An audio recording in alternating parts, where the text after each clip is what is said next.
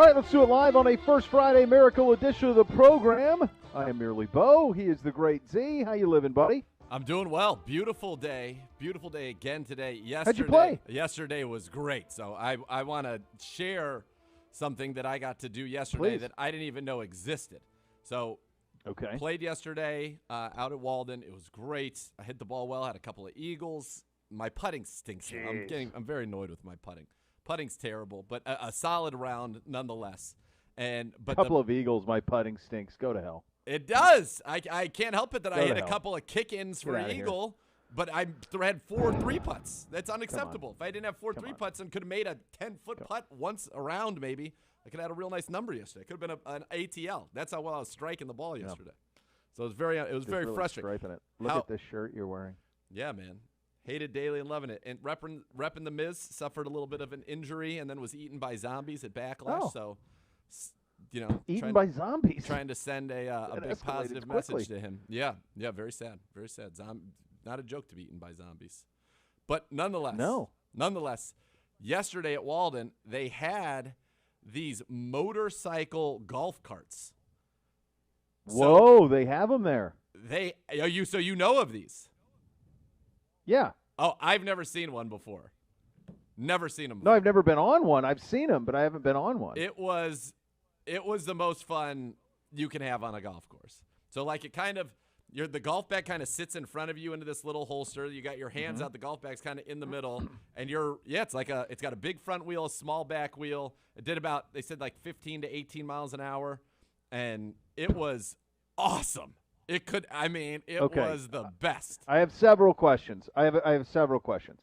Are they adopting this as now this is what they have, or was this a test run? It was a test run with the idea being, trying to get, I imagine, members to purchase them for their own. They're not going to be there all summer, I was told, which is a shame. I mean, if I had, some extra, if crypto hadn't dropped 800% today, maybe I'd get not great. Maybe I'd get myself some of that.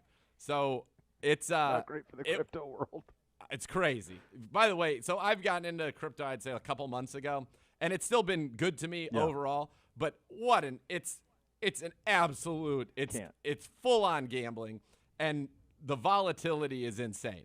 So pick one, do your own research. It appears that pick something that you like and that you believe in for a technology reason, not for a meme reason. And then hold it out. You got to hold it out. Buy the dips. But boy, is it nuts. I would say that a currency that is at the whims of an Elon Musk tweet is not ideal. That's not an ideal circumstance for these. I wouldn't think. No, it doesn't. It does quite, not feel quite nerve-wracking. Yes. Okay, back to the golf course, Carson, because that's what matters most to me. Sure. Okay, so I think these would be phenomenal for every. This is going to speed up rounds, right? I mean, this is going pace of play, which is the biggest hindrance to me with the sport, is it's so impossible for me to block out the amount of time it takes to play a round of golf, especially with friends. I just no way that I got 4.5 hours in a day. There's no chance. Now, on one of those things, you can zip it along pretty good. Oh, I mean, we played, it was 2 of us. We were done in and we had to wait a few times to get through a couple groups, so we were about 2.5 hours for 18. That's what I thought. I mean, it's definitely not any.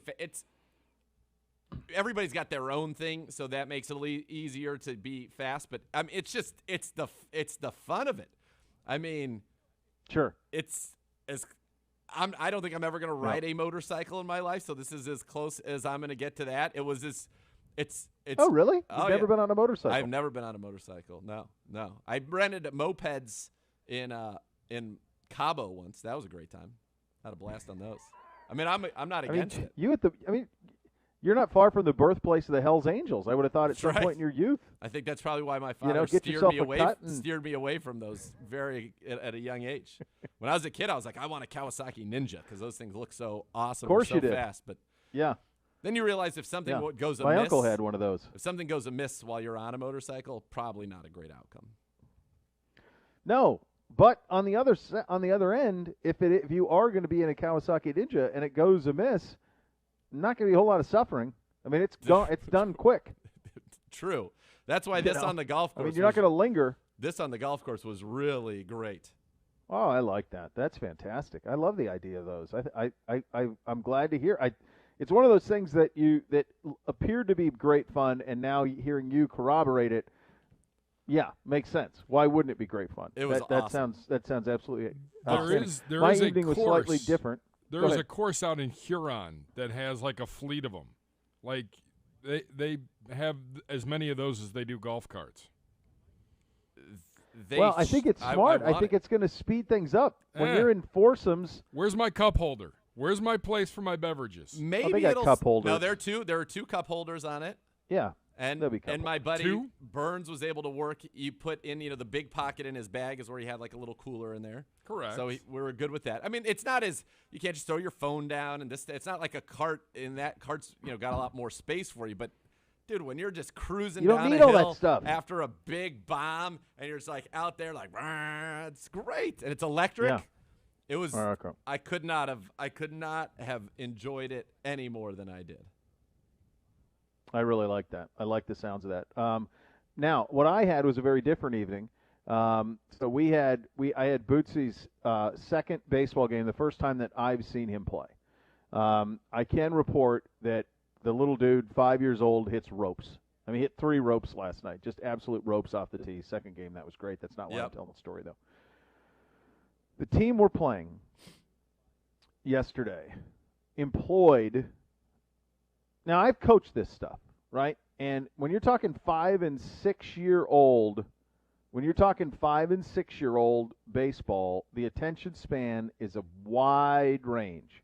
There are some kids who really care and are into it, and they love baseball, and there's 40% that are playing in dirt, right? Sure. And you got to make sure those kids don't get hurt.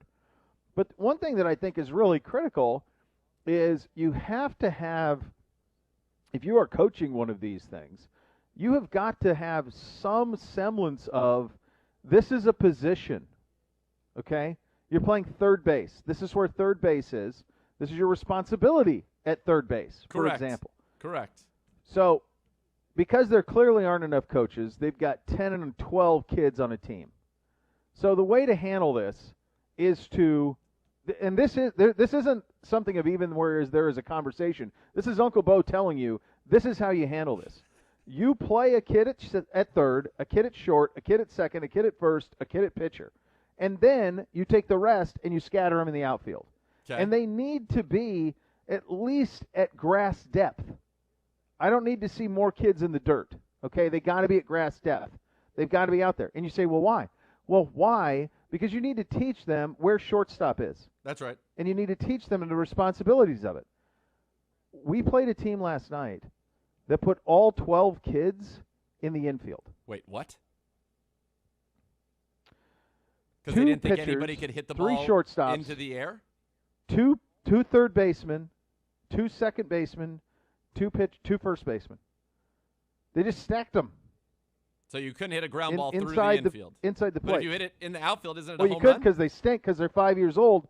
But that's not even – it's not even about wins and losses because everybody hits. What it's about is what you've failed to do here is you've failed to teach them the position. Worse than that, they now just congregate and talk and throw dirt at each other because they're right next to their buddies. You have to. This isn't up for debate. You have to have them play the positions. This is a society. And then get them in the outfield. There are rules. There are rules.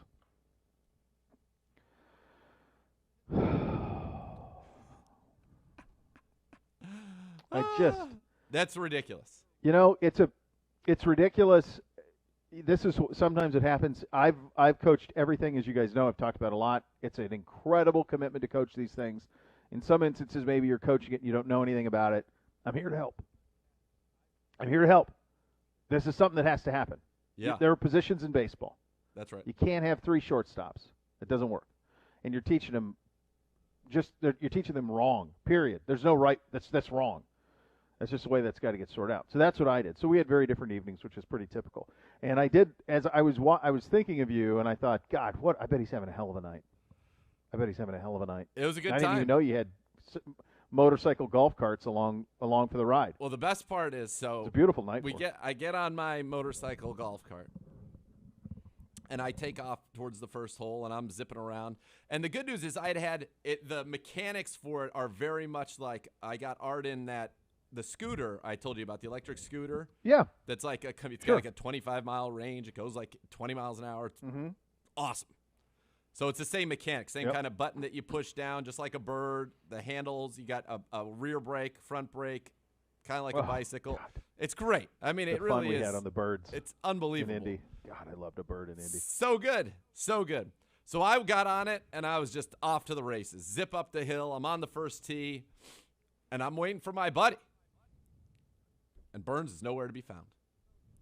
So I'm like, all right, well, we're going to hit out here because then there's another time here, and then we've got to go, and we're going to play through this next group in a couple holes. So I smack my drive. Still no Burns. I still don't know where he is. So you teed up and hit, and you still don't have your playing partner. He's not at the tee. No, and he was, in theory, right behind me on his motorcycle. So a couple minutes later, all of a sudden, here comes Burns zipping up the hill and on his way over. And I'm like, what happened? Where have you been? Said he wiped out within 2 seconds of being on the bike. So he was not as familiar with the mechanic of what was the brake and what was the gas. And, you know, if you're not familiar, he's got going down this hill kind of towards the clubhouse, and he meant to brake, gassed, hits it because he's got like a golf ball sticking out of his leg, some blood coming down. He was fine. I mean, but it looked really bad. But he's like, thank God I didn't break my driver or anything. And he was fine. We played the whole round. Not another incident to be had, but it explained the delay.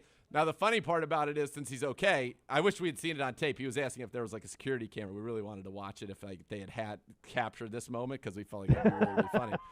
But the best part is we get to the end of the first hole, and one of the kids from the pro shop is racing out there on one of these things himself. And it's like, hey, guys, we need you guys to sign liability waivers. I'm like, I bet you do. I bet you do, Coach. I bet you do now. Yeah. So, and then no more incidents, just pure joy.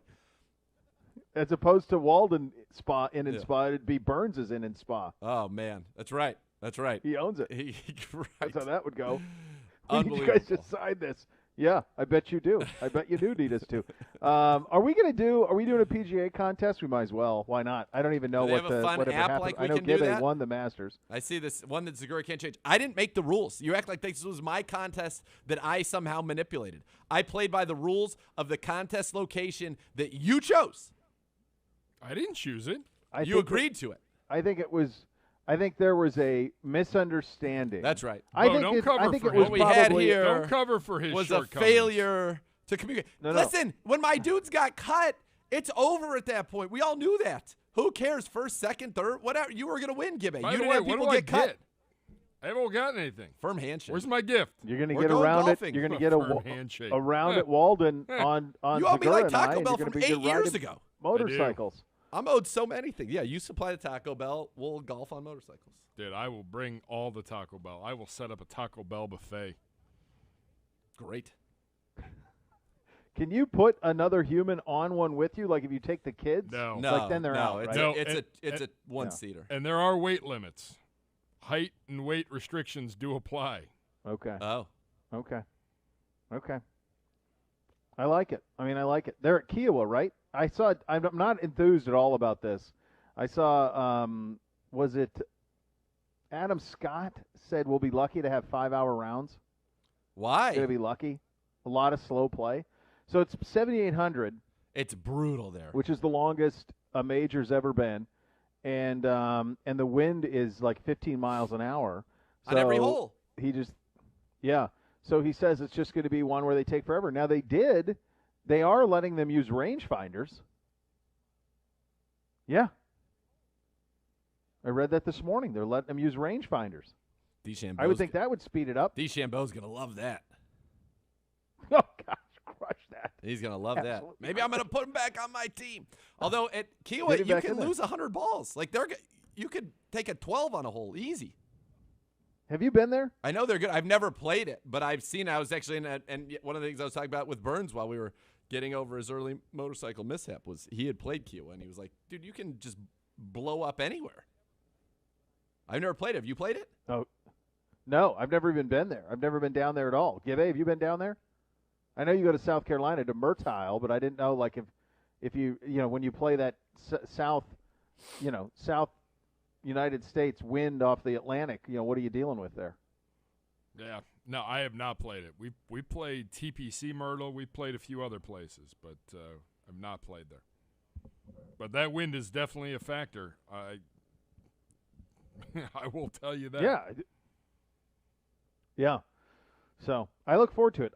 It's interesting where I'll be curious to see how the ratings do with it over the weekend with this the second year that they've been in August. Last year they started in August. Is that? Oh no, we had COVID. So last year they rammed it in. I don't know if we've ever had a PGA in August. Is this the first year we've actually had one scheduled and played in August, or did they do it 2 years ago? I mean, we're in May. I'm sorry, May. My fault. My fault. Am I taking? I feel like I'm taking. Used crazy to be August. Pills. Maybe I had a spill. I don't remember. And now I woke up and it's August, and nobody wanted to tell me. It used to be August. Oh yes, is this correct. the first one we've had in May? I think so. Because last year it was supposed to be May, but or did they do it 2 years ago in May? It always was August forever. I think they did it 2 years ago. Let me double check. Okay. So I'm told they're called Finn scooters. By the way, these motorcycles. Somebody tweeted me a picture of them. I have a picture of mine. It was the time of my life anyway. Neither here nor there. But yes, this is definitely the first one this early. Was last year even? Were you asking? Was last year supposed to be this? That's what I was curious. Yeah, if last year was supposed to be in May and then it wasn't because of COVID, and then I couldn't remember if 2019 they actually played in May or not because they moved it. There was much consternation on the move to May with the idea that they wanted to go April, May, June, July, and be out. I'm very curious. They played out in San Francisco last year. TPC yeah, but Harding it wasn't Park. in May. That was the PGA? That's what it says. Oh. Yeah, but that was that was not in May. No, that was later in the in the summer. And then Koepka won at Bethpage in 2019. Do you have the dates on that? If that's August or May? No, I'm working. That would have been the first one. It. That would have been the first one where you would have known, if they'd moved it up or not. Yeah, it'll be interesting. You're going to get different courses. Courses are going to play very differently. Totally. In May than they are in August for a lot of these places. Anytime I think of the PGA, I always think of. I'm pretty sure I know it was a Tiger win. I want to say it was in Tulsa at Southern Hills, where it was just blistering heat. In August, do you remember this one? That's 2007. He beat Woody Austin by 2 shots. Yeah, and it was just an oven, absolute oven, and that. I mean, you just think about the endurance of that versus what you're going to get in May. Go ahead, Gibby. Do you have dates? Yeah, the first one in says it started actually 2016. They moved it due to the Olympics, and then they announced it, and the first one was in 2019. They've done it once. Yeah. Okay. Yeah, they've done it one time. So we'll see. We'll see how it goes. If you're wondering, well, boys, where's all the football? No football. No football. There's nothing going on. It's all quiet. Right. All quiet on the Western Front, where we're concerned, unfortunately. Yeah. That's where we are. There are teams that are at OTAs and have decent numbers. We are not among those teams at this point. Early on here in the second portion of the OTAs. And those are your OBM hot topics. Ohio Business Machine, preferred copier provider, your Cleveland Browns. Have all the X's and O's for your office. Call 216-485-2000. Visit ohiobusinessmachines.com. We also have a lot of fun on the program today in regard to the football, including can Baker Mayfield lead us to a championship? CBS Sports asked that. Andrew Barry was on the Ross Tucker podcast. We will have that for you as well. Off and running here on a First Friday Miracle Edition. Cleveland Browns Daily, 850 ESPN Cleveland.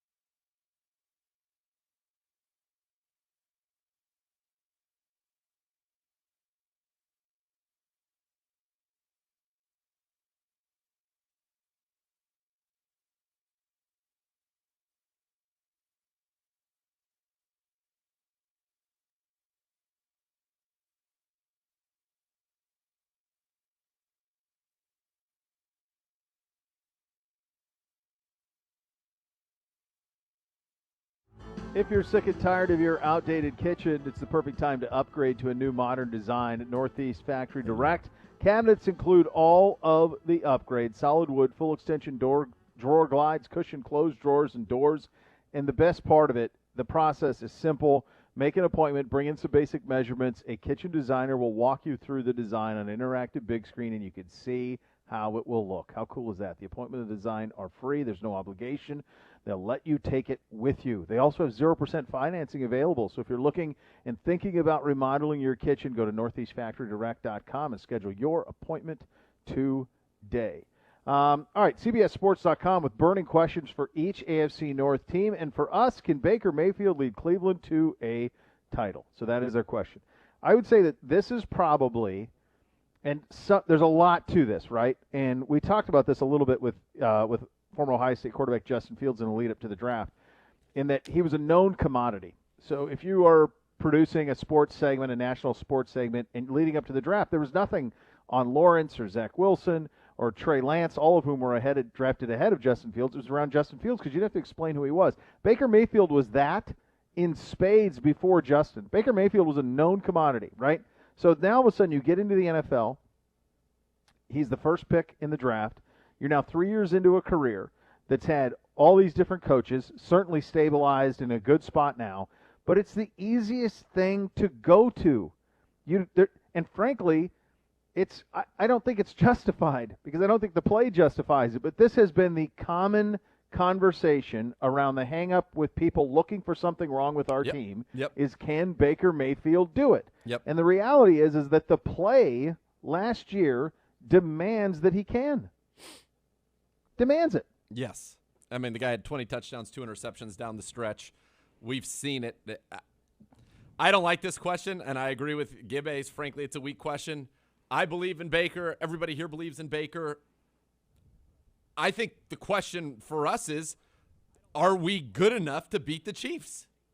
That's my burning question. Can this defense come together quick enough in 1 year's time with, 9 new starters? To me, that's the biggest question. What is this defense now that it has the talent with 9 new starters getting to play what Joe Woods wants it to play?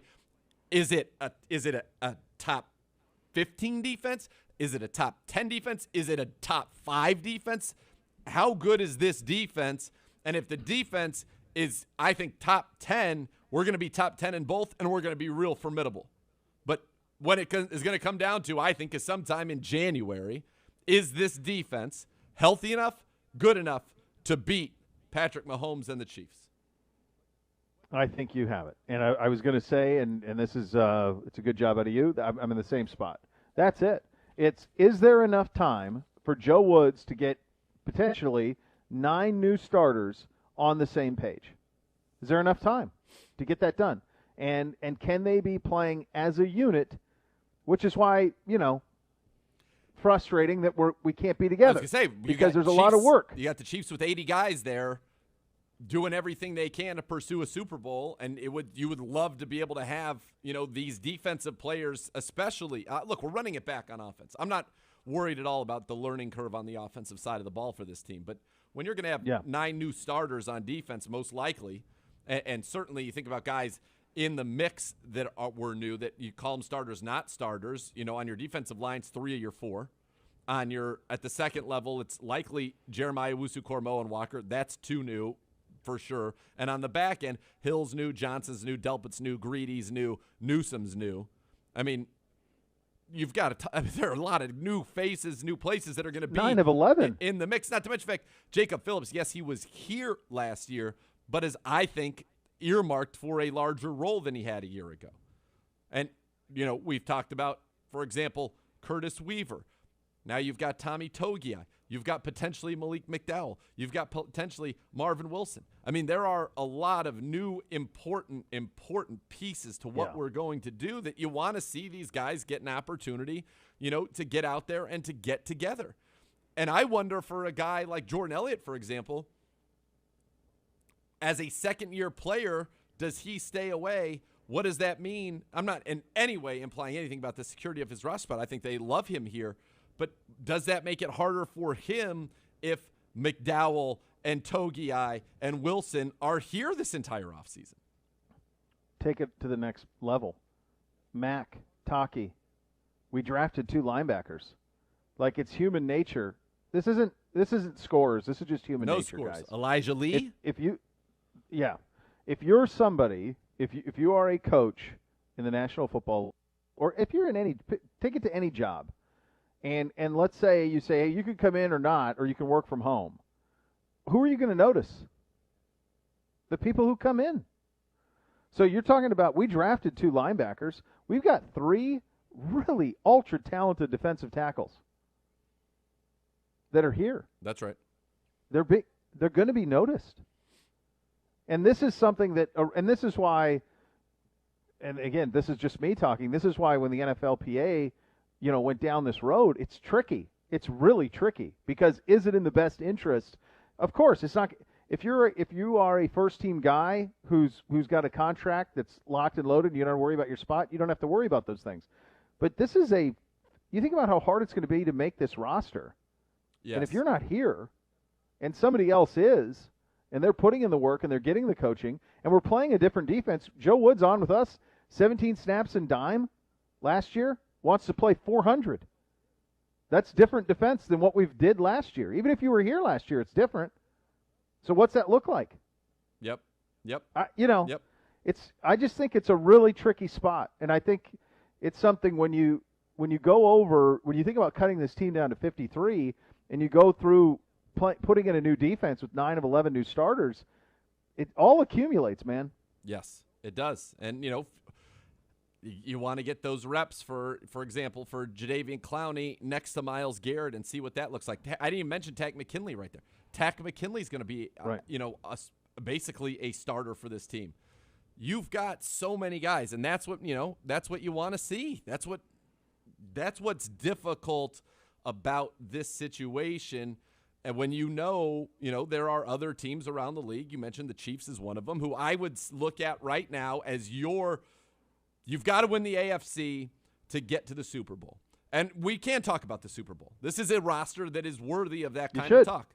So we should be talking about it. Right now, the team to beat, because they have been in the AFC Championship game 3 years in a row. They have won the AFC Championship game 2 years in a row and won a Super Bowl in that stretch. Those are the Kansas City Chiefs. And the notion that they're getting some level, some degree, and you can certainly question the importance of that degree, but they're getting some degree of a head start and or more work, however you want to say it, than you are right now, that's tough. That's tough. That's a tough thing. It's a tough thing. I don't know any other way to say it. There's no other way to put it. It just is what it is. It's tough. They have 80, what do they have, 80 guys in Kansas City? Yeah. I saw 80 guys are there, so, and we're not. So it's a tough spot. It's a tough spot. And so when he comes back to the question that was asked, the big question for the Browns, that's it. We've got 9 new starters potentially on defense. Like 11 new We've got key 2 contributors. guys, 11 new key contributors. Like, you got guys who missed all of last year, and even those who were here last year, the defense is going to be played differently than it was a year ago. Joe Woods, it was patchwork putting that thing together last year. It's not going to be this year. He's got everything he needs.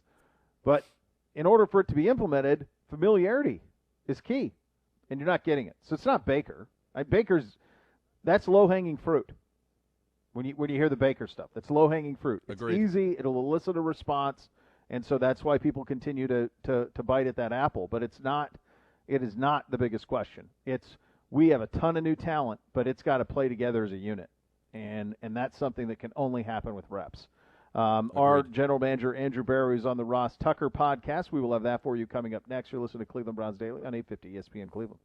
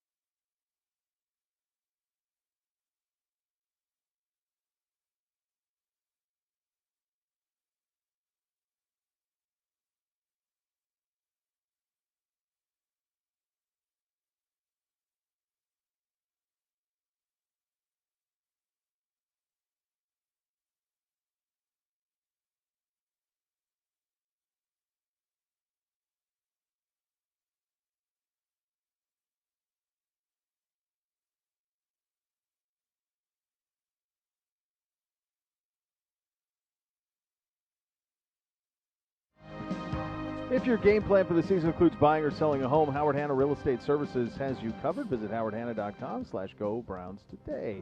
Our general manager, Andrew Berry, making the rounds and doing so on the Ross Tucker podcast. Here is a conversation that Ross had with AB. Let's have a listen. I certainly You guys are down. high regard based on what you've done so far in Cleveland. And I guess the first question I have there would be, I've said this looking at your roster the last couple months. I've said it at Cleveland radio, here on my show. I really believe that you guys have a Super Bowl caliber roster, and that it's time to talk about the Cleveland Browns and the Super Bowl in the same sentence and to not be afraid of that. Would you agree? I think number one, all 32 teams, their goal is to win the Super Bowl and build a team capable of doing that. You know, for us internally, we don't necessarily think of it in that light, Ross. You know, our perspectives, we're excited about the guys that we've added to the team and the guys that we're going to enter the offseason program and summer training camp with. But at the same time, our mindset has largely been, all right, let's control what we can control on a daily basis, work hard, get up to speed in our offense and defensive systems, show improvement. And if we take care of the little things when we look up in December, January, February, you know, we'll be pleased where we've ended up. But we really try and keep a much narrower focus, because at the end of the day, like, I think everybody's very optimistic at this point in the year. And, each season really is unique. Each season's unique. We're certainly excited about the talent that we have on the team, but it takes preparation, hard work, and then a little bit of luck along the way, ultimately to reach the top prize. It's funny because I think some listeners will hear you say that and say, okay, that's kind of a cliche, whatever. I would just say in all sincerity, like, as a guy in the media, I can look at your roster and say, man, I don't see a lot of holes. I think they got a really good roster. I think they're a Super Bowl caliber roster. But I can also speak to it when you're actually in it. You really don't look at it that way. No. I mean, like, you really do look at, like, today, you're looking at guys that you could sign, as tryout guys. You're looking at other areas in the roster. It doesn't benefit you to look at it or talk about it in that way. Yeah, I think that's 100% right, Ross. And I think the other piece is, rosters, teams will change a lot over the next, over the next 7 or 8 months. I always tell people, like, you always plan something out a certain way in the spring, but to me, it rarely ever plays out, 100% of the way that you would design it. You really get surprises in both directions. And so I think part of it is just, I think a lot of people in the NFL who have, been through enough seasons and been through enough cycles just realize how humbling of a sport and humbling of a profession that we work in. So really, there's nothing that you can take for granted, and that's why ultimately we focus on what we can control. Are there areas still that you feel like you need or could upgrade on the roster going into training camp? Absolutely, and without necessarily going into the specifics here. And in fairness, it's probably a mindset that we really hold year round, because roster building, personnel work really is 365 days a year, and we'll always look to add competition, add depth, because the reality is, like, the needs that you may or may not have today, they could change as quickly as tomorrow, with an injury or some other unfortunate circumstance, or even, quite honestly, with improvement from a player that you wouldn't typically expect. So we're constantly on the search for talent to add to the 90-man roster, and we want to go into August with as deep of a team as we could possibly have. One of the big things going on, obviously, in Cleveland is, Baker Mayfield. The year he had, I was not surprised knowing Kevin Stefanski. I kind of thought Baker would end up having a good year. I'm sure you get asked about it a lot. I know you guys were one of the first teams. You might have been the first team to pick up the 5th-year option on guys. I think you guys were the first team. Was there anything – was there a statement made by being the first team to pick up the 5th-year option, or did it just work out that way? I'd like to say that it was a proactive statement, but it really just worked out that way. We obviously felt comfortable with Baker, have felt comfortable with Baker for a long period of time, as well as Denzel Ward, who we also picked up, on the same day. Baker over the past year has shown an enormous amount of growth I think that's both on the field and then quite honestly off the field as well. So we are excited. He's, going into his first offseason where coaching staff, the offensive system is exactly the same, not to mention that there's been very little turnover on the offensive side of the ball.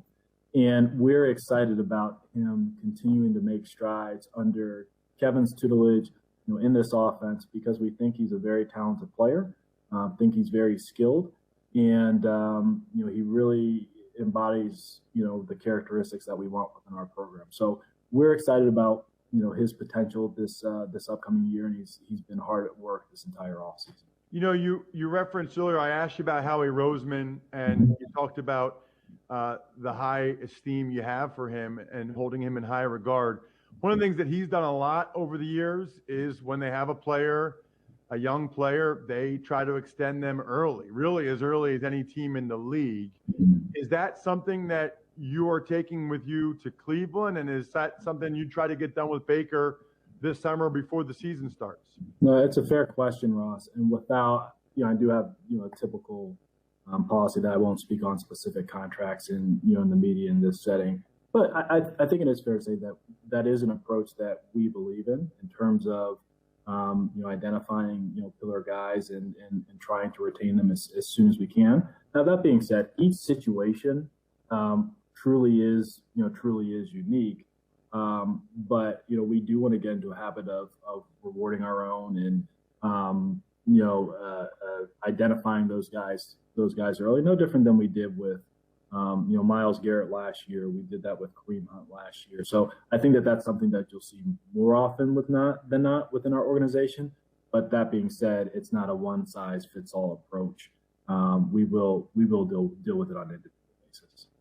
I guess however you answer this, people are going to extrapolate it to what you just said about Baker. But is there a cautionary tale with the trades of Wentz and Goff this offseason and the contracts that they signed after their third year? I mean, on some level, right, those have to be data points. You take into account that these teams did these contracts early and then it didn't really work out the way they thought it would.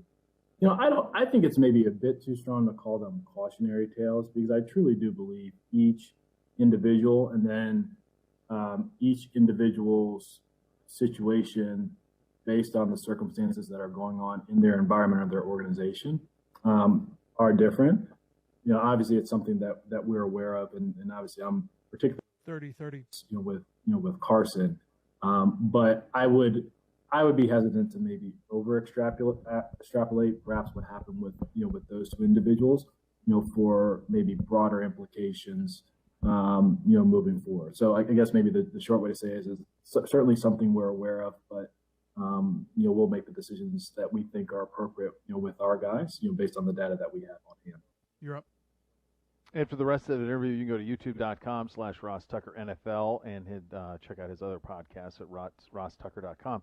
The one thing just on that last part about Goff and Wentz, the thing to remember on the Goff deal is that Goff gets you Stafford. So while Goff doesn't play forever with the Rams, he was a commodity and an asset that helped you acquire Matthew Stafford. So that's a different circumstance than the Wentz circumstance. Now, you would say that neither of those contracts in retrospect were great, but I do think it's important to remember that without Goff involved, the Stafford deal is probably not done. Like, he's a big part of it.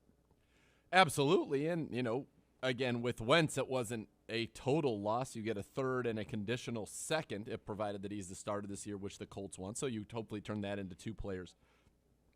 It's tough. It's binary. It's binary, as we talked about. Unless you have a guy that gets into that franchise quarterback by, I think, what we ended up with our collective definition of that, you're gonna be searching. And the issue is you sometimes have to make that decision early on. And it could be circumstance. It could be, hey, this offense that I ran was ahead of its time, and now the league's caught up.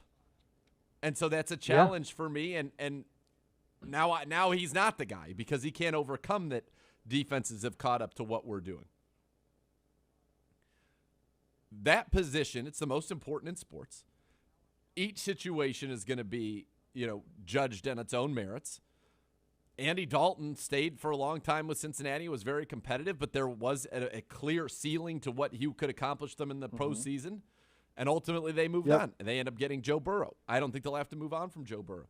But the NFL is such a what have you done for me lately league that you got to go with what, again, the information you have, what you think is the right thing to do in that moment, and then you've got to live with it. And if it doesn't work out, you have to make an adjustment. I mean, here's the thing. You were talking about Goff. You would think from what was said about him that Jared Goff was trash last year, that he was one of the worst quarterbacks in the league. He went 9-6 as a starter, came in and won a playoff game, completed a career high, 67% of his passes, threw for 4,000 yards for he was just 3,952. 2 years before that, he was over 4,000. 20 touchdowns, 13 interceptions, so still a better touchdown, decent touchdown to interception ratio. It's not what it was 2 years ago, 32-12, but not bad. Over 7 yards an attempt. Quarterback rating of 90. He's been 90 or above 3 of the last 4 years. Far from trash.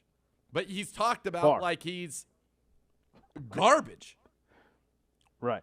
Because the bar, what we're finding out is the bar truly is likely to limit you. You've got to be a top 8 quarterback in the league. Can you have a guy who's playing in the top half of the league take your team to a Super Bowl? Yes. But the coaches feel like when they lose that Super Bowl, that's it. That's what I've got to change. And if you're the Eagles, you say, we went to the Super Bowl. We won it without him. He didn't play in those plays. That was Nick Foles. Yeah, we like him, but he's not. He was actually bad last year. Yeah, and I think the hard thing is it's in the eye of the beholder, because you bring up a great point. For Sean McVay, and I would argue that Sean McVay's plan that Bill Belichick got in his head for that Super Bowl, that Rams team was better than that Patriots team, but he let Belichick get in his head, and he was far too deferential to him. But rather than say that that's on me, it's easier to say, well, that's because we had limitations at quarterback. Yep. And is Goff the physical presence, and does he have the arm ability of Matthew Stafford? No, he does not. He does not. But they also did not have a burner last year. They didn't have Brandon Cooks on that team. They didn't. They didn't have anybody who could get deep and blow the top off the defense. So they do now. So I think that'll change some things. But it got to the point where it's like, okay, this is what's holding us back. Goff is holding us back. That is in the eyes of Sean McVay. Now flip it and look at the situation that the Minnesota Vikings were in. The Minnesota Vikings tried a billion times to get a quarterback. They drafted Dante Culpepper. They obviously drafted Teddy Bridgewater. The catastrophic injury that happens to Bridgewater. They look at their roster and they go, my gosh, we got Thielen and Diggs, and we've got these young guys. We've got Cooks. We've got this defense. We're ready to go. Kirk Cousins wins 10 games with Washington. Give us him. Yep. We'd love to win 10 games right now. So their definition of a franchise quarterback is different than the definition of a franchise quarterback for Sean McVay and the Rams, who feel like if they don't win a Super Bowl, this whole thing's a failure. Same thing would be true of Kyle Shanahan in San Francisco. Jimmy Garoppolo not being on the field and his certain limitations, some of the throws he missed in the Super Bowl, caused Kyle Shanahan to say, I gotta be better here. I got to be better here. Now, there's probably a lot of teams in the league that would love to have Garoppolo when he's healthy. He's pretty good. Yeah. And that goes for your conversation you were having about Andy Dalton in Cincinnati. They went from Carson Palmer, who was elite, but then quit on them. Said, I'd rather retire than continue to play for this franchise. And then Dalton came in there as a second-round pick, and they won division titles. And you go, boy, this is great. We're winning 10 games. We're winning 11 games. We win a very tough division. We get to the playoffs. We're cashing checks with that, man. Yeah. Can we win a Super Bowl? No, but it's really nice to be a playoff team. It's nice to be relevant. We spent the entire 90s irrelevant. We don't want to go back to that. Andy Dalton's first 5 years in the league, 9-7, 10-6, 11-5, 10-5-1, 10-3. It's his first 5 years in the league. Andy Dalton back in 2013, when this is a pretty big season, 62% completions, 4,300 yards, 33 touchdowns. Yeah, so when people say, anytime we have the franchise quarterback, you just defined a franchise quarterback. He was. Now, he's not Mahomes. He's not Mahomes. But there's only one Mahomes, right? So if you're going to define franchise quarterback as Patrick Mahomes or Tom Brady, that's a Hall of Famer. The knock jacket. on Dalton would have been, though, in the playoffs in those same 5 seasons. Yes. 0-4, 1 touchdown, 6 picks, a quarterback rating of 57. No question. When you look at it under a microscope and you say, well, why is that? Because he doesn't have the arm to drive the ball in the cold weather in Cincinnati. It was something that happened time and time again with those Bengals teams. They would play cold weather games, and he couldn't drive the ball through the wind. He couldn't drive it through the cold. But for a franchise, and Mike Brown would have certainly had a very keen memory of this, that spent the 90s winning 2 games, 3 games, 4 games, 1 game. All of a sudden, you got a quarterback who wins 10 every year. You're going, boy, we're relevant. We're winning the division. That matters. It matters to win division titles. Yep. You're not entitled to go win a Super Bowl. You're not entitled to that. Dan Marino is as good as any quarterback who's ever played this game. I absolutely believe that. He didn't win 1. It doesn't take away from his greatness. Correct. So it's just tricky.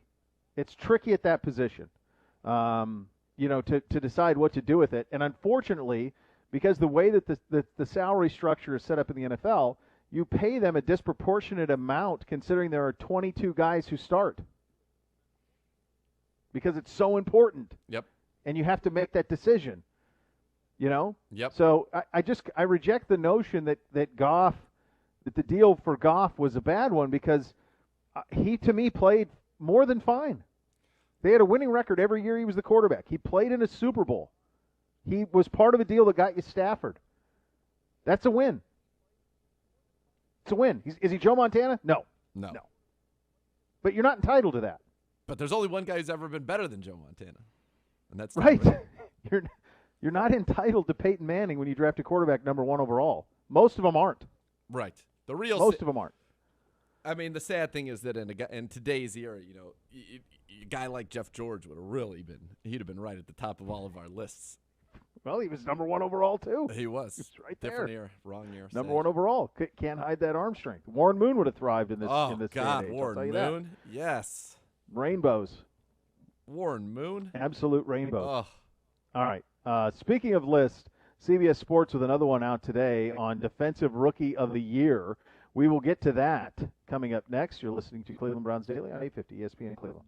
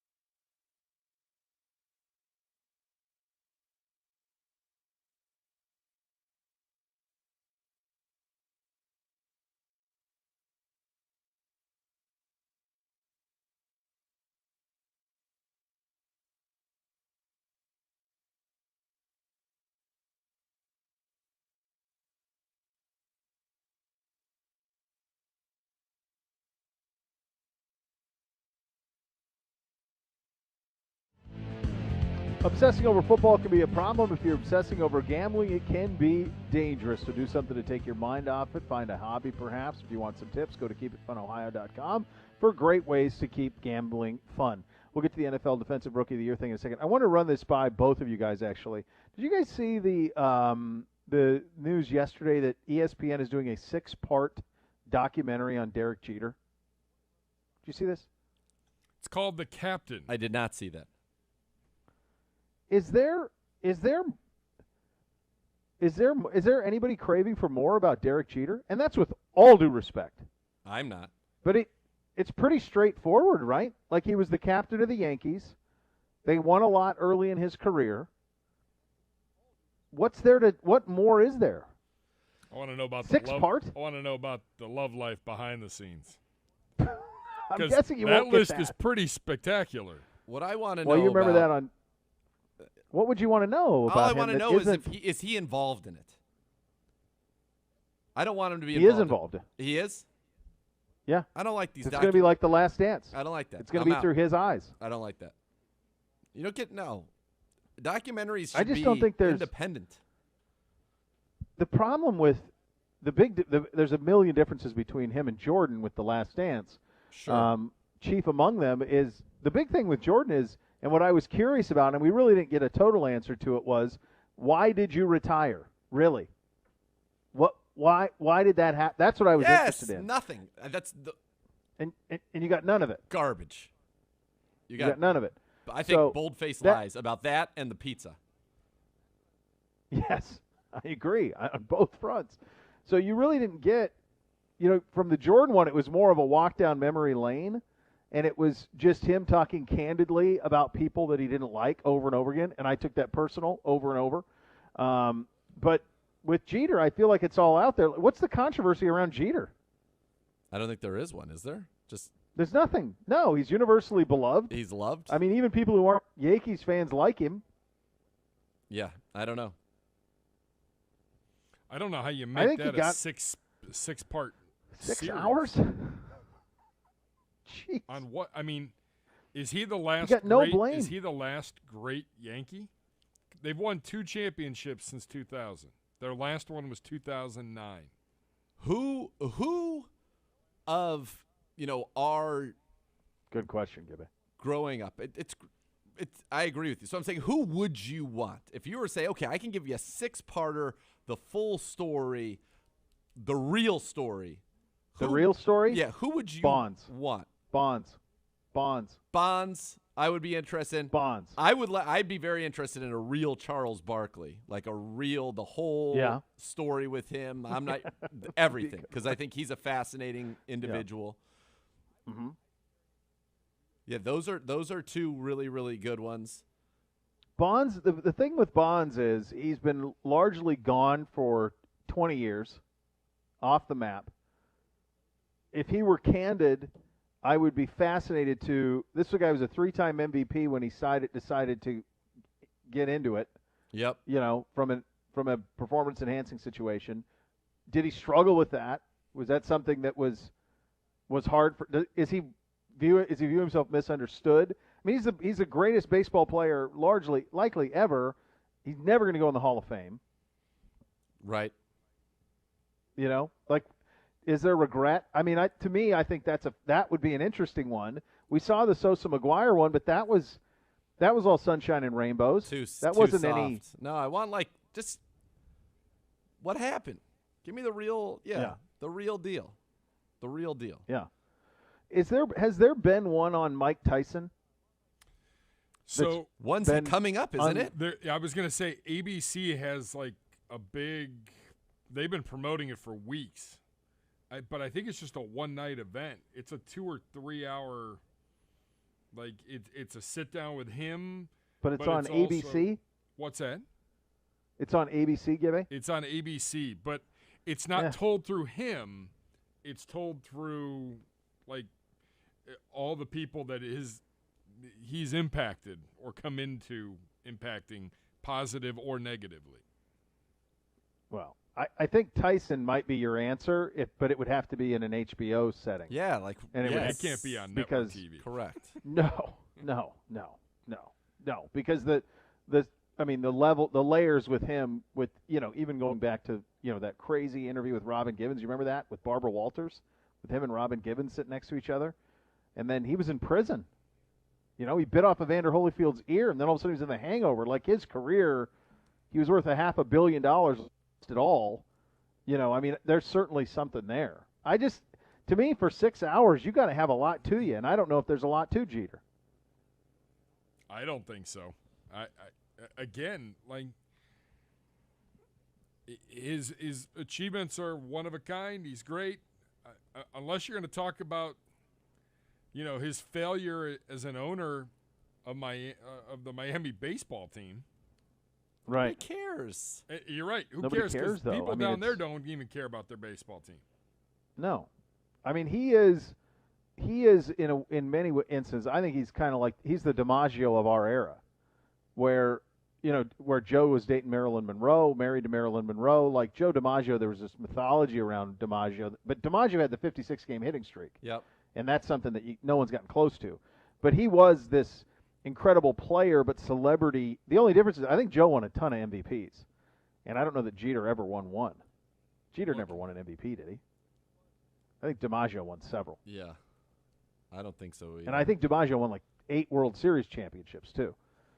So Jeter, 14-time All-Star, Hall of Fame. He was the Rookie of the Year. 5-time World Series champ. World Series MVP in 2000. All-Star MVP, 5-time Gold Glove. Remarkable career, no doubt. yeah. 310 batting average, 260 homers for his career. DiMaggio's a 3-time MVP. Yeah, he's So it's not never won a quite regular apples to MVP. apples. 9 World Series championships for DiMaggio. Is it crazy? Does this blow anybody's mind? Because this is what I'm about to say blows my mind. In 2006, he was making $21 million a year. Like, was there was nobody in the NFL making $21 million a year in 2006? Was there? No. No way. No, but it also, remember that this happened with both baseball. Rodriguez was the first one. He had that $252 million 10-year contract that the Rangers gave him.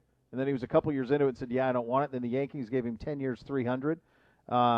But the other one, basketball did this too.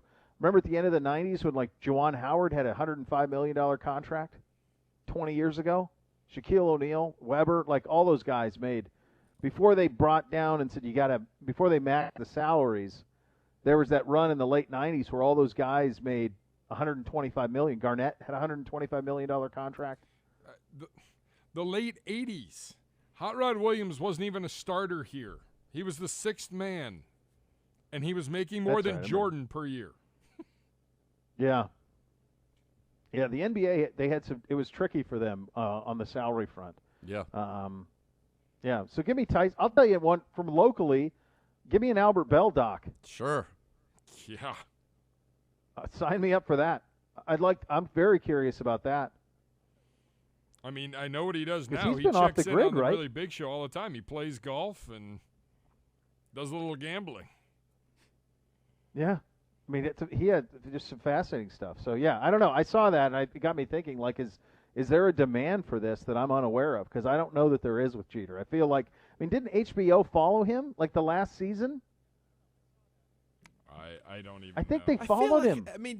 How could there be I feel like I've seen it. How could there be a dearth of coverage of Derek Jeter?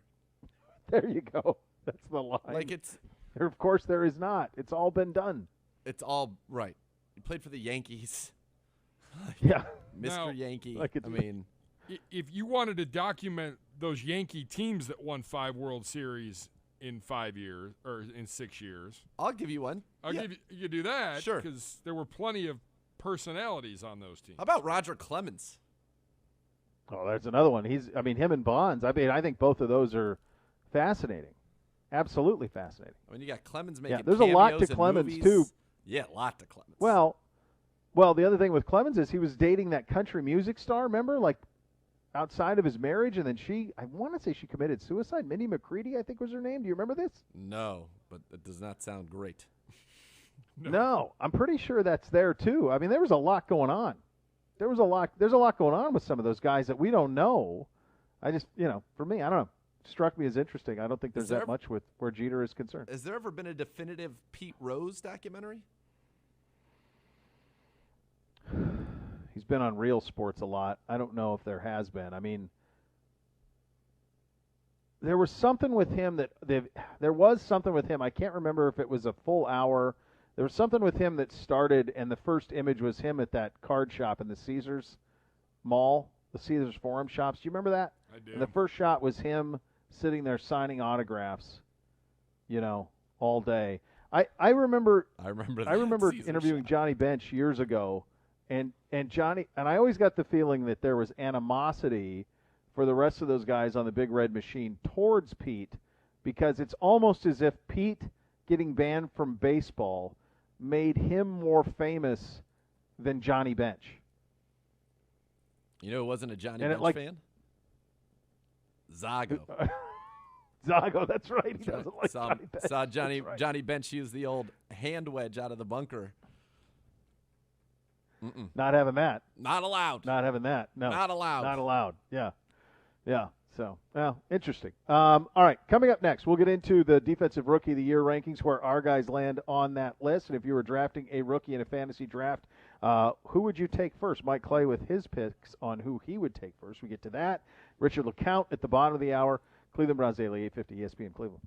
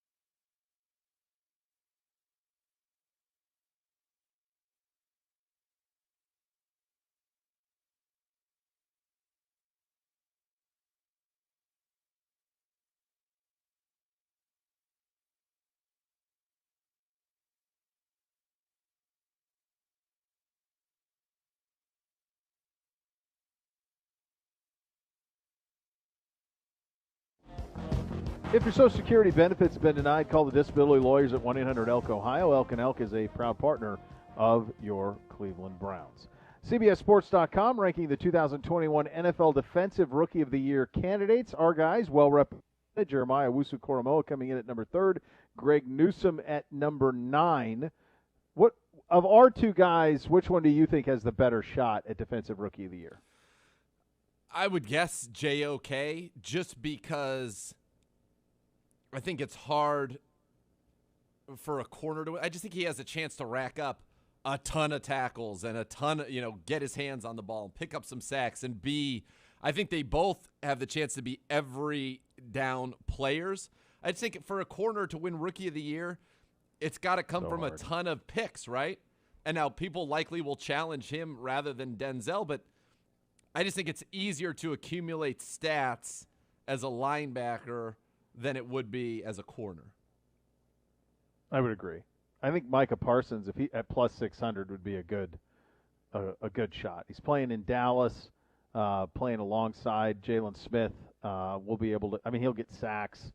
He'll be around the ball. He flies around. He wears 11. You'll notice him. Yep. All of those things contribute, and I think that's why JOK comes in at number 3 on this list. Azeez Ojulari was number 2, and then Jamin Davis out of Kentucky with Washington, the number 1 choice for Defensive Rookie of the Year. This is from Mike Clay, ESPN, who will be joining us on the program tomorrow. If you have didn't you just do this? Didn't you just draft your rookies in your Dynasty Fantasy Football I was League? just going to say, I can say exactly what happened in that Dynasty League. So in the Dynasty League that I am in and these are a bunch of people who run very prominent sites in the industry. It went Kyle Pitts 1, Najee Harris 2, Jamar Chase 3, Travis Etienne 4, Javonte Williams 5, Devontae Smith 6, Trevor Lawrence 7, Jalen Waddle 8, Justin Fields 9, Rashad Bateman 10, Trey Sermon, the running back drafted by the 49ers 11, and Michael Carter, the running back drafted by the Jets, went 12. And then it was Trey Lance, Terrace Marshall, Elijah Moore, etc. I traded my first-round pick, which would have been 7, for Antonio Gibson because I badly needed a running back, and I felt very good about that. And then I actually traded and then in the second round I got Rondale Moore, and then I traded a future first and my third-round pick for Deshaun Watson, which is – I like that. I remember having that discussion off air. As long as he plays, he's going to play at some point. I believe. His career's not over, so he's going to play at some point. Right. So Najee goes 2. Yeah, because he's the one that is going to get the biggest workload. So out of that, what surprised me, honestly, was that Smith Chase over Waddle is surprising. Chase went before Etienne, which surprised me a little bit. I guess the thinking there was because that was the guy who traded me Gibson. So I thought he was going to then take a running back there. And then at 7, he still would have been able to get a stud receiver. But he ended up trading out of 7, which ended up somebody coming up for Trevor Lawrence. I think that, these rookies, you're looking for opportunity. Pitts I thought, an easy number 1. Najee Harris is he's got the most opportunity. Travis Etienne and Javonte Williams, there's still other people there that have been productive in Jacksonville and Denver. Yeah, James Robinson plays for Jacksonville. And doesn't Denver do they still have Melvin Gordon? Yeah, they just signed him. Right. They signed him last year. Yeah, for sure. So Jamar Chase going ahead of Etienne surprised me just because of the fact that had he taken Etienne at 3, at 7, he would have gotten Jalen Waddle, which sounded like a pretty good get to me. Mac Jones went late in the second round. Zach Wilson went after the quarterbacks. The order of the quarterbacks were Trevor Lawrence and Justin Fields won the first round. Trey Lance was the first pick of the second round. Zach Wilson in the middle of the second round. Mac Jones end of the second round. For fun, though, I just picked our guy in the 4th round of this. I got Anthony Schwartz, the receiver, the Cleveland Browns. Yeah, I got Rondale Moore in the 2nd, which I felt pretty good about, to be honest. Yeah, I like that. I like that a lot. I think Offensive Rookie of the Year is going to be a pretty fascinating battle. I mean, I think Najee Harris is going to be a monster out of the gates for them. I just don't know if it'll hold up for 17 games. Feels like Pitts is going to catch 90 balls. Yeah, Pitts is going to be a stud. In his sleep. Pitts is going to be terrific. Pitts is going to be a stud. With that offense? Yeah. I feel pretty good about That's why I like yesterday when we were doing the MVP odds, that's why I like the Ryan odds there. Like, you could see them going 10-7, scoring a ton of points, and just, I mean, they got Ridley and Julio and Pitts. If, let's say, Tampa falls off, which I don't think is going to happen. Right. But let's just say I don't either. An injury here or there, say Tom gets hurt, and the Falcons go out. To me, the Falcons have a chance to then go out and win that division. Matty Ice is going to put up insane numbers this year. Yeah. Insane. And so that's why I liked that yesterday. That's why I was fine with his odds being similar to Baker's. I just thought Tannehill's being there where it was a little And then we went through their depth chart at receiver. We're like, wait a second. They didn't replace Corey Davis at all. No, they didn't. So, and then the other one that's interesting, it would be, and I saw this from Albert Breer, that the Dolphins are still the front runners if they ever re-engage on a Deshaun Watson conversation. That would be Miami, that has the chips to make that happen. Which we kept saying. How do you not do that at any point? Of course, I would do it tomorrow. I'd do it tomorrow.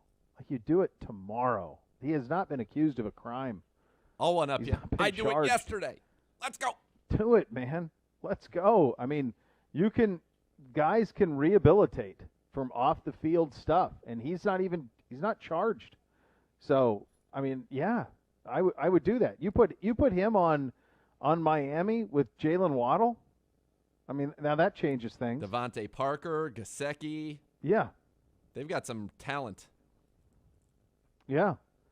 The only thing I don't know about Jamar Chase is just their other two receivers are really good, and so is Mixon. Correct. That's the only thing that's tricky for him. How much opportunity is there going to be? One thing on Trey Sermon, the Ohio State running back, who burst on the scene late, broke Eddie George's single-game record for rushing by an Ohio State back in the Big Ten Championship game win over Northwestern. If you were going to draw up the perfect offense for his running style, that's it. That is it. Like, that is – I don't know how great he'll be, but your best chance you have to be good is running wide zone. That fits his style. He is a patient runner. He's got a nice burst through the hole, but he's patient. He'll wait on things to develop. It's a perfect fit for him. So I do understand why people would be excited for him there. First rounder in Dynasty Leagues. If I ended up staying at 7, I contemplated just because of how good he was and the fit, and that it's Kyle. It makes you feel good. By the way, we were remiss when discussing the Dolphins. You know who else they have? You know their third receiver is? I don't. Will Fuller. Oh, gosh. They have Devontae Parker, Will Fuller, Jalen Waddle, Gesicki at tight end. You plop Deshaun Watson in there. I'm feeling pretty good about what they're going to be able to do. Jeez. Yeah. Yeah. That's quite solid. Yeah. It's really solid. Really solid. In fact, mean, if they had him, they'd be legit contenders with us and Buffalo and Kansas City. Oh yeah, yeah, it's pretty good. It's a darn good defense behind that they've got. There's no doubt. Yeah, and they took very much top of their draft. They got Jalen Phillips. They got Javon Holland in the first and second rounds on the defense. I mean, they had so many picks. They had 2 1s, 2 2s. They got 2 on the offense, 2 on the defense. Because remember, in addition to Waddle, they got Liam Eichenberg in the second round, the offensive lineman. They had 2 1s, Notre 2 Dame. 2s. That's the one that a lot of people wanted Cincinnati to take. Yes, was Eichenberg, was Cincinnati at that spot. So, all right, very good. Coming up next, we go one-on-one with safety Richard LeCounte from Georgia. You have that to look forward to, which is nice. That's coming up next. Cleveland Browns Daily, 850 ESPN Cleveland.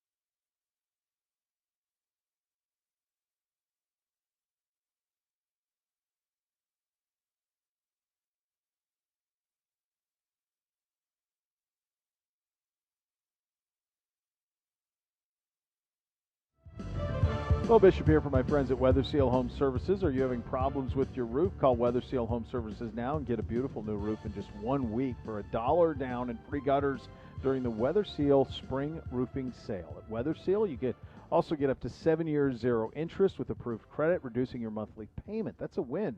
Trust in Weather Seal to do the job right for the best price and the lowest monthly payments available. Don't call anyone else. Call them and do it now. 877-351-SEAL. Go to weathersealhomeservices.com.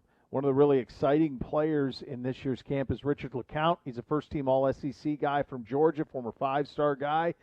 Had a little bit of an off-field in terms of a motorcycle accident, but is good now and could potentially make a little noise. Before he does that, though, he sat down with our good buddy, Nathan Zegura.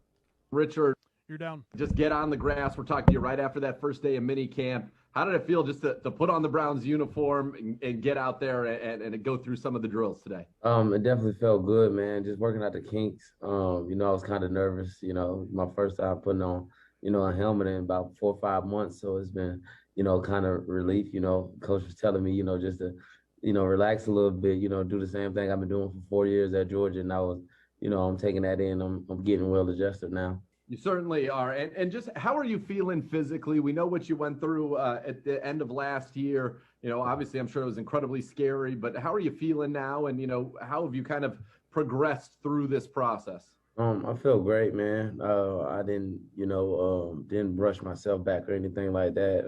After my pro day, I took a lot of time out to rest and heal up. So I feel great, man. And I'm moving great, catching, doing all my drops, plant breaking, all that feel good, honestly. And what did it mean to you to be able to go back and lead your team out of the tunnel in the bowl game? I'm sure that had to be a big moment for you.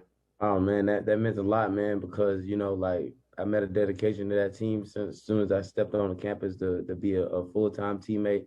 And I didn't feel like my time was up. I could have easily opted out and went somewhere and trained and did all that. But I felt like I owed my team that, because, I know that they laid their body and their minds on the line for me every Saturday. So I felt like I needed to do the same, and I felt great walking out that tunnel one more good time.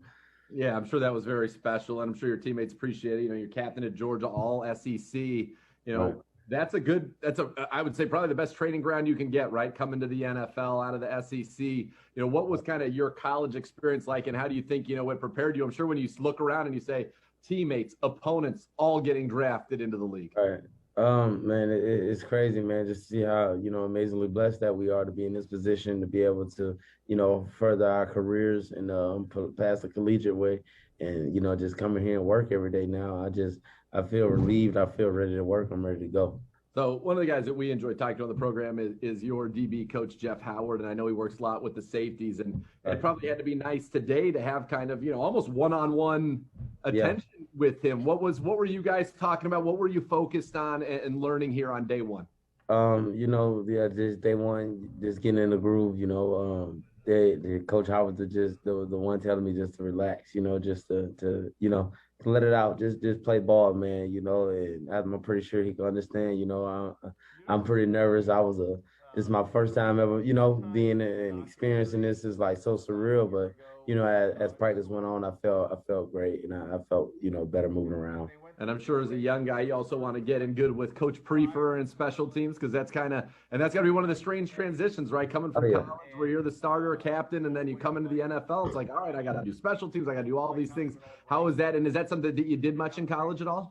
Oh, yeah. During the time I was at Georgia, Coach Smart never let, none of his players miss any special team meetings or anything like that. So I'm pretty familiar with the positions. I didn't start. I did start on punt, but I didn't play, every special teams. But I'm pretty sure, I got a good idea on how to do it, man. Just being in there, sitting in the meetings and honing in, locking in Coach Smart. I thank Coach Smart now for keeping me prepared for that. Yeah, that's going to be a big part of what you do, I would imagine, earlier in your career here with the Browns. What's it been like kind of getting to meet your rookie class? I know you came in yesterday. You all went through kind of those meetings, get your uniform and see all that. Was that kind of a neat experience, and how's that bonding going in your rookie class already? Yeah, definitely, man. That's a great experience, man. It's just like, just starting over and starting college over again, man. Just meeting new faces, meeting new people in the building, going around shaking hands, letting everybody know, who you are and things like that. It just felt like a new beginning and a great start for me. Yeah, and what kind of has been the message to you guys, you young guys coming in here? This is a unique rookie mini camp because you're going to get, as I was talking about you're kind of getting some one-on-one instruction. James Hudson, the offensive lineman, he's the only offensive lineman here. He's going to get some of that, real one-on-one time. And so, it's probably, is this kind of unique in that sense? You can't even do 11 on 11. Like there is no 11 on 11 out there for you guys 18 here. It's definitely unique, man. It's definitely a blessing to be able to, have a lot of one-on-one time, like you said, with Coach Howard, be able to, critique the little things, that he probably couldn't go after if he was in a group of 6 or a group of 5 DBs or something like that. And that way, I feel way like I'm getting better, and I appreciate this one-on-one time that we have together. How similar are the techniques that they're wanting you to use to what you did at Georgia?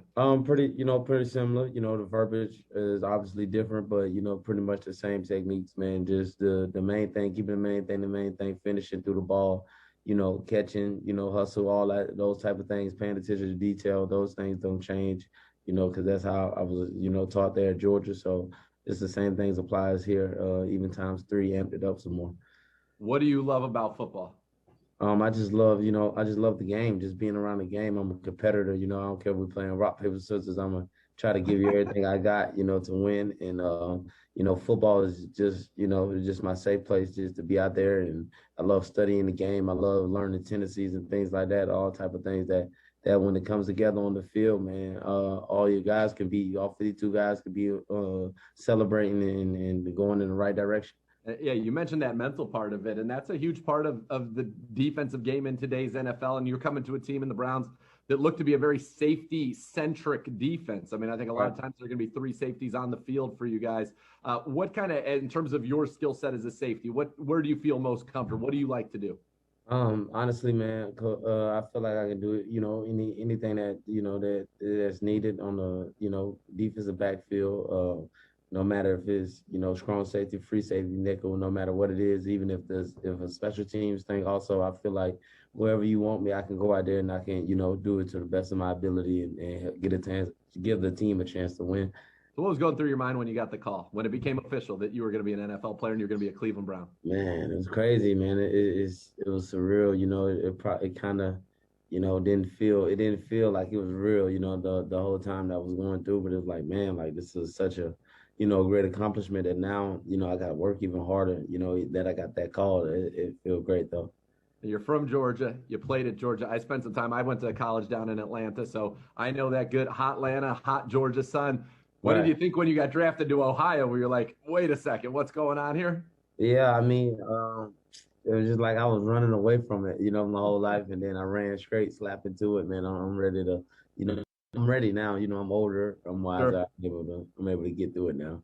Absolutely. Well, is there anything that you would want? Like, what if I said to you, what's one thing you want the Cleveland Browns fans? And I'm sure you are well aware they're quite passionate about their football here. Kind of like it's kind of collegiate. It's kind of like 30.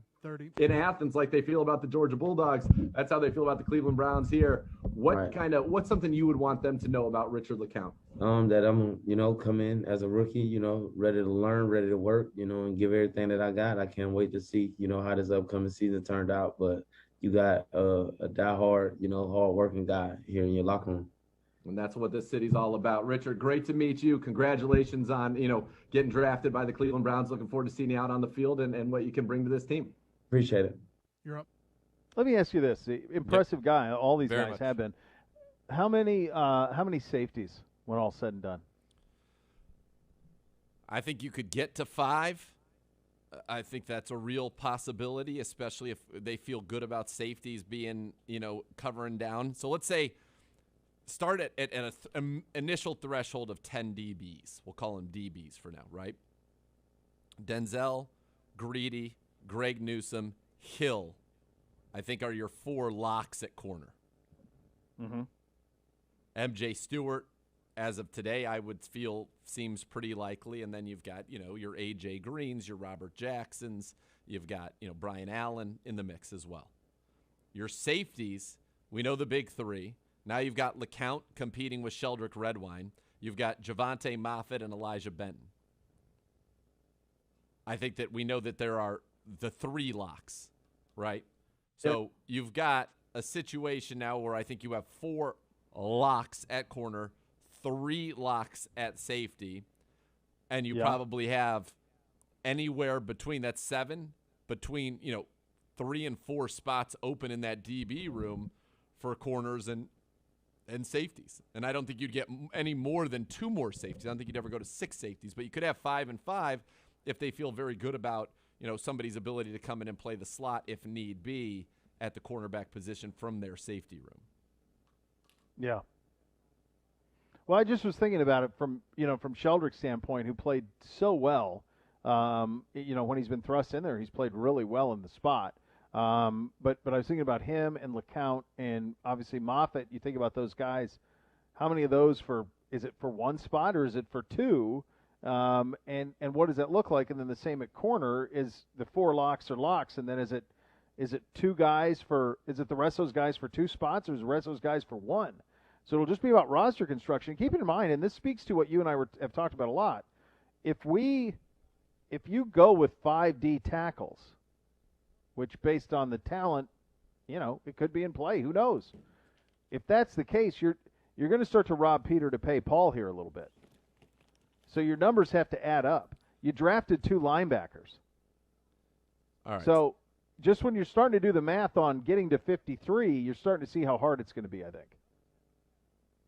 All right. So let's say if we were going bare bones offense to load up on the defense, and bare bones offense is 2 quarterbacks to me, 4 running backs, 3 plus Janovich, 5 receivers, 4 tight ends, 8 offensive linemen, 12, 17, and 7, and 6. That's 23 on offense, which allows you to do 27 on defense. So if you did 27 on defense, you could have 4 DNs, 5 defensive tackles, 6 linebackers, and that puts you right there. You're at 15. And that would allow you to have 6 corners and 6 safeties, if I did that math right. 11, 15, and 12 is 27. 2, 6, 11, 15, 23. So that's how you could do it. But that's pretty, I'm guessing you want 9 on the O-line. But you could get away with 8. You probably want 6 at receiver. Right? So you have to make a decision there. Now, if you did that, you could still end up with 11 DBs by just adding either a 6th receiver or a 9th offensive lineman. Now, you could say, okay, I'm going to drop to 3 tight ends. So there are ways around it, but I'm guessing this roster, when it's all said and done, is going to be 23-27 or 24-26. I think the chances of it being 25-25 are pretty slim because, to your point, you've just got so much on the defensive side. And, a lot of your core special teams are going to have to come from the defensive side. Yeah. Yeah, they are. I mean, so what did you end up with? You end up with 23. Yeah, with 2 quarterbacks, 4 running backs, 5 receivers, 4 tight ends, and 8 offensive linemen. Yeah. Okay. That gets you to 23. So 23, 27. And then the three specials. Yeah. But I forget even what the rules are. You can have those. Isn't it really 55 now? Oh, that's right. There was some wiggle room with that where you could have the. Yeah. Now that you say that, that could be the case. According to the new CBA, a team can carry up to 55 players on its roster during the week by elevating. That's right. That's with the practice squad. But you can only have 53. It is a 53-man roster. You can effectively create a 55, and you can effectively have a 48-man game day roster because they're allowing you to keep 2 extra offensive linemen on that 48. Okay. Yeah. So, competitive. Very, very competitive, to especially on that defensive side, to figure out who's going to be there and who's not going to be there. And LeCounte's a guy who's trying to figure in. And you made this point a couple of weeks ago, and this is the lesson you tell any of these guys, man. Get to know Coach Prefer. What do you need from me, Coach? Because that's going to be the key for a lot of these guys. There's so many spots that are taken and known. I mean, how many, aside from linebacker, how many true position battle starters are there? I mean, there's Starters? none on offense. No, none. Starters, none. And I'd even Defenses, there's a little more interesting, but not that much. I would say on the 53, there's no position battle at quarterback for your 2. At running back, there's a battle, Dearness Johnson and Demetric Felton for the 3rd running back. At wide receiver, you've got Odell, Jarvis, Hollywood, DPJ, Schwartz. That's 5 right there. So if there is a 6, it's Hodge, it's special teams, which could come away from a safety. Your tight ends, I don't think there are any battles. The question is, stiff arm Steve, do they go 4 or 3? Offensive line, starters, there are no battles. Backups right now, you'd think Hudson's going to make the team. You'd think Chris Hubbard's going to make the team because he can back up everywhere. Right. Nick Harris, that's 8. That doesn't even get into Drew Forbes, Michael Dunn, any of the other guys you have along the backups of your interior offensive line. If you're at 8. Defensive end, your 4 defensive ends, you have a battle for 1 spot as of today between Porter Gustin and Curtis Weaver. Your defensive tackles, this is with us keeping 5. If it's 5 and just calling Togiai a lock, you have a battle for 1 spot between Malik McDowell, Marvin Wilson, and Damian Square, who has been a 9-year vet in the NFL. Linebacker, you've probably got a battle between Mack, Elijah Lee, Tony Fields, probably for 2 spots. Because I think JOK, Anthony Walker, Sione, and Jacob Phillips are probably locks. So Mack, and Malcolm Smith. Malcolm Smith's still there too. Yeah. So those 4 for probably 2 spots. Corner, we went through the 4 locks, and maybe there's a spot or 2 there. And at safety, we went through the 3 locks, and then there's the clear battle between LeCounte and Sheldrick. And you could add Javonte Moffett, Elijah Benton in there. But I'd say Count and Sheldrick Redmond are the ones that are likely to be the battlers. It's just tight. It's really tight. It's going to be fun by the time we actually finally get there. Look forward to seeing it at Mandatory Minicamp in a couple of weeks. Certainly. Still so much more to come. You're listening to Cleveland Browns Daily on 850 ESPN Cleveland.